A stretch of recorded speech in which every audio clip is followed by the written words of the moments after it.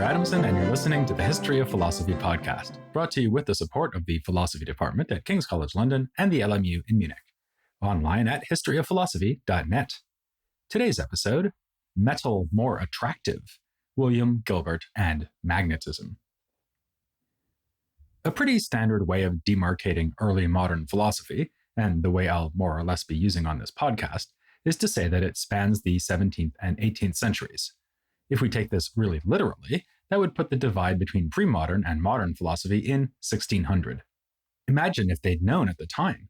They might have thrown parties to celebrate the fact that the Enlightenment was just around the corner.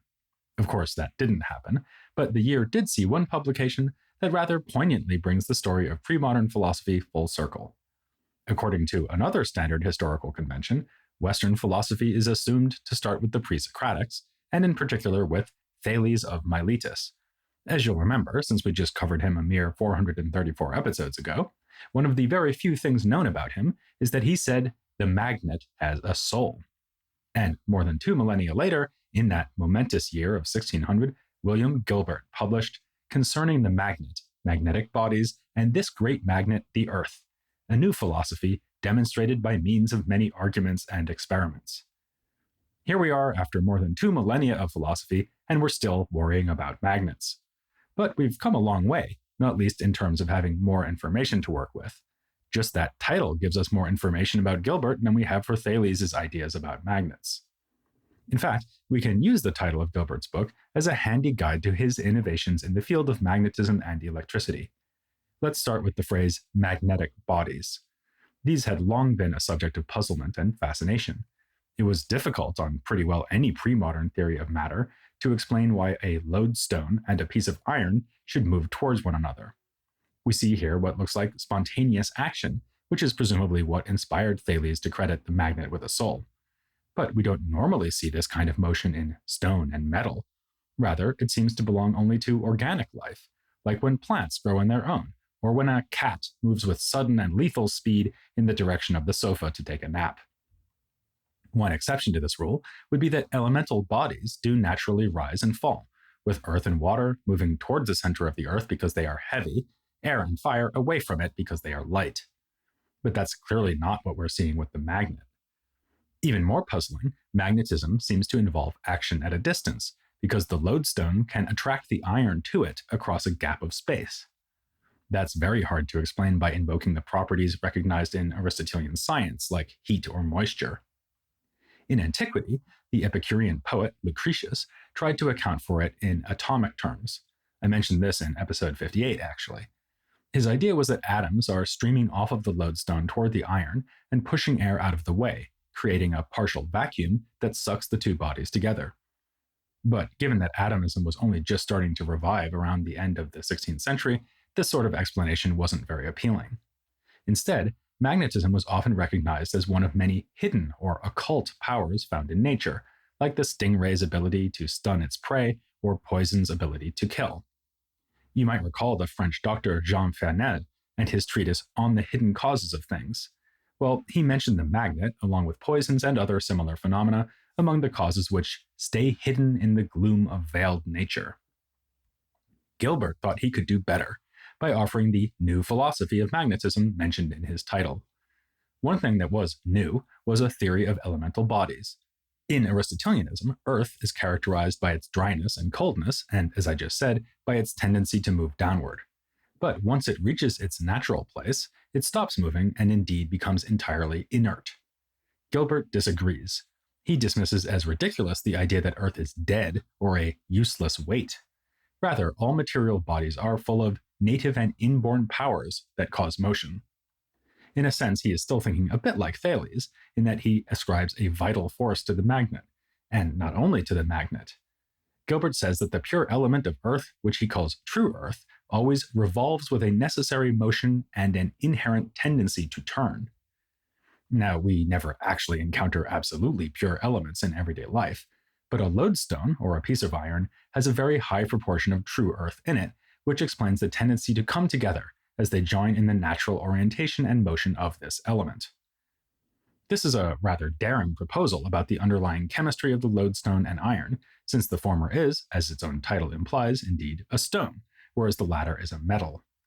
How are we to believe that two such different substances are both close to being true Earth? Gilbert's answer to this question draws him into geological speculation. He thinks that metals form when vapors from deep within the Earth come together as juices that penetrate into other solid bodies. So the metallic properties of iron, which make it seem so unlike a lodestone, are just the result of the process by which it is formed. Still, both iron and the lodestone are made of the same stuff, namely true Earth with some impurities mixed in. All this implies that magnetism must be a far more pervasive phenomenon than we might have supposed. It isn't going to belong to just special stones that we occasionally dig up, for example in Magnesia, the region in ancient Greece that gives the magnet its name. Instead, all true Earth is magnetic. Which takes us to the next bit of Gilbert's title, the bold claim that the Earth itself is a great magnet. This brilliant insight was based, to some extent, on the discoveries of earlier authors. Back in the 13th century, a writer on magnets named Peter Peregrinus had already done observations of spherical magnets and noticed that they have poles of attraction.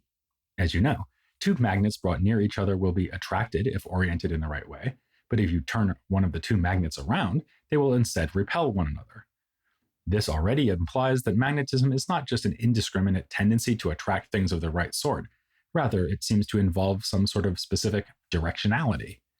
Then, in 1581, so about a couple of decades before Gilbert's treatise appeared, Robert Norman published a book called The New Attractive, a title I commend to anyone who is thinking of starting a fashion magazine. Norman described experiments with magnetic needles set upon corks floating in water. Norman found that the needle would settle on a certain direction and maintain equilibrium. Furthermore, he found that a magnetic needle dips slightly, with the tip of the needle slightly lower than its back end. In other words, the needle doesn't just aim north, but points right through the Earth, along a genuinely straight line between, say, London and the pole. Both phenomena suggested even more strongly that magnetism is not just a power to attract, but a tendency to be aligned in a certain direction.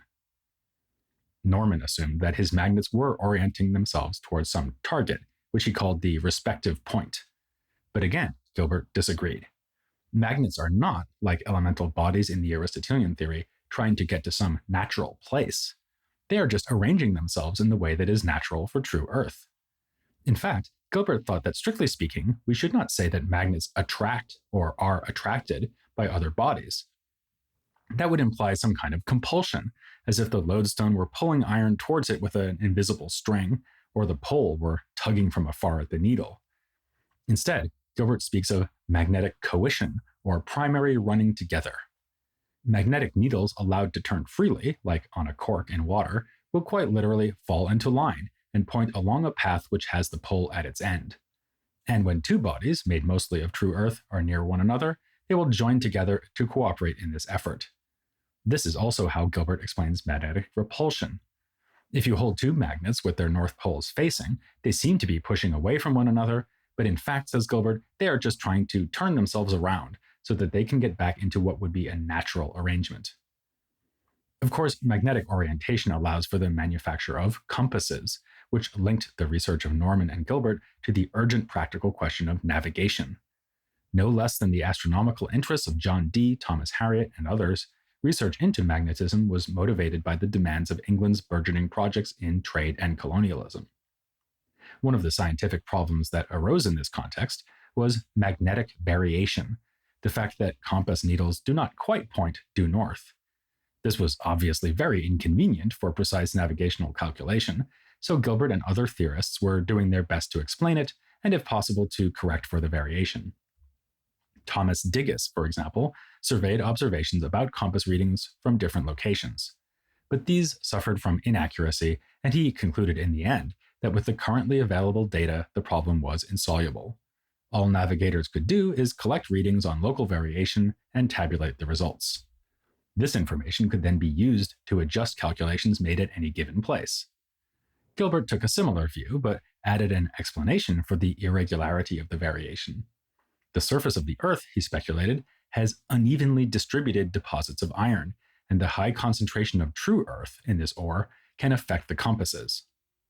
Shortly after the appearance of Gilbert's treatise, this idea was rejected by the French cartographer Guillaume de Notonnier. He thought that iron deposits would never have an appreciable effect compared to the size of the whole Earth, so he proposed a different and correct explanation that the magnetic poles of the Earth have a location slightly different from the geographical poles. Notonnier did, however, agree with Gilbert on the more fundamental point that the Earth is a huge magnet.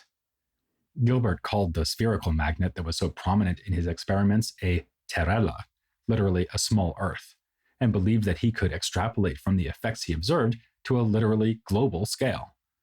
The Earth itself has magnetic poles and is spinning on an axis that stretches between those poles, which is why we have the daily rotation that gives us night and day.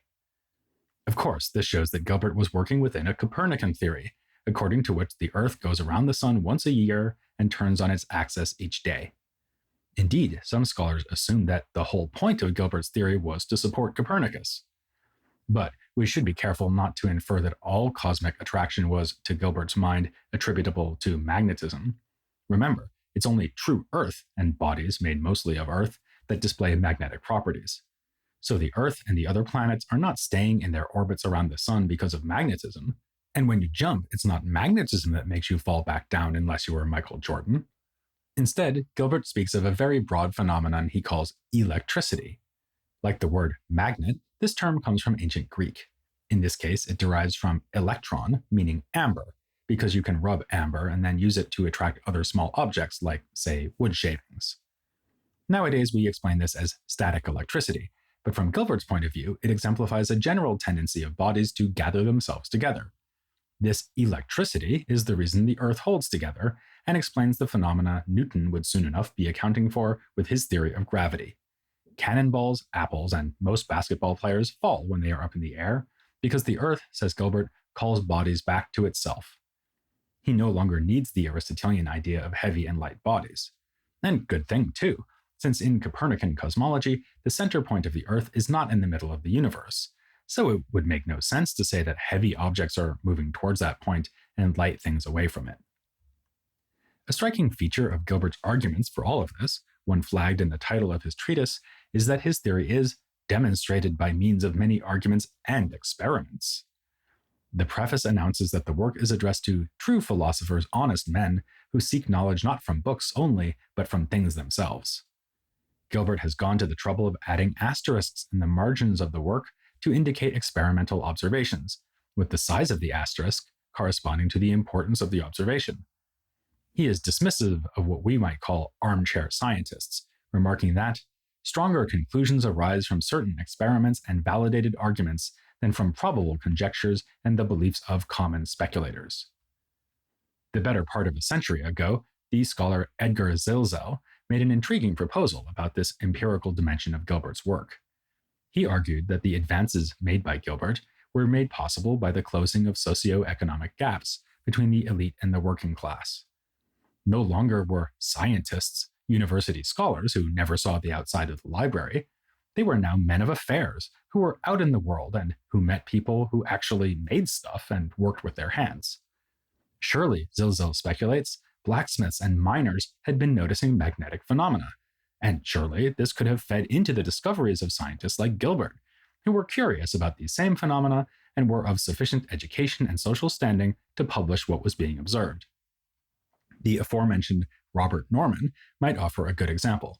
He was himself a craftsman more than a scientist who was simply building compasses before he started doing such experiments as mounting magnetic needles on floating corks. Zilsel's thesis is an intriguing one and could be fruitful for understanding what was to come in the 17th century. For that period, the most celebrated philosopher-craftsman would probably be Spinoza, who was a lens grinder. And without even going forward into the coming generations, we've already seen how important high-level craft skills were for the astronomical observations made by Tycho Brahe. Unfortunately, it's not clear whether Zilsel's hypothesis really stands up when applied to the case of magnetic theory. Norman explicitly said that he only started doing his experiments on the advice of certain learned and expert friends, so he arguably illustrates that craftspersons were not inclined to such pursuits unless encouraged by elite scholars. As for Gilbert, there is no evidence whatsoever that he was getting information from tradespersons. This is just a wild guess on Zilsel's part. Still, there was something important happening in this period. Even if the upper class scientists weren't getting ideas from the working class, they were increasingly doing careful empirical observation. We've seen this with Thomas Harriot and now Gilbert, and for a general statement of the method, we don't have long to wait, since it will famously come in the work of Francis Bacon. But if you're a regular listener, you're probably already expecting what I am going to say next. We should not get so excited about Gilbert as a harbinger of things to come that we forget to see him within his own historical context. I've already underscored the comparison between Gilbert and contemporaries like Dee and Harriot, and there are also resonances between his theory of matter and what we find in the Paracelsian movement. When he alludes to the fundamental principles of physical stuff, Gilbert mentions salt and sulfur, the basic principles of Paracelsus. Then, at a more abstract level, he thinks that we can isolate pure substances and analyze their natures through violent chemical processes, like melting and burning. Between this and his radically different understanding of elemental motion, we can say that Gilbert fits into the wave of anti-Aristotelian natural philosophy that was sweeping Europe at this time, as found in such diverse figures as Telesio, Bruno, Schenk, Sennert, Fanel, and of course the Copernicans. The Aristotelians noticed the new developments and tried to take account of them. A study of university disputations has shown that magnetism was already a fairly frequent topic of discussion in the 16th century, and that Gilbert's work started being mentioned in these events already in 1606. Of course, the scholastics persisted in invoking principles of Aristotelian physics, from substantial forms to the four elements and their natural places, even in the face of new theories like Gilbert's and an increasing tendency toward corpuscular theories like the one given so long ago by Lucretius. Like a light body in a heavy medium, ancient science wasn't going to go down without a fight. Speaking of fighting, another phenomenon, or supposed phenomenon, mentioned in these university disputations was the so-called weapon salve. This was a method endorsed by Paracelsus for healing wounds, in which one would apply a treatment to the weapon that caused the wound. Here was another case of action at a distance, at least for those who believed in it. As it happens, the thought of one man who did believe in it, and argued in its defense, also resonates with the other bit of doctrine we can ascribe to Thales, namely the primacy of water, which will, I hope, whet your appetite for the coming episode.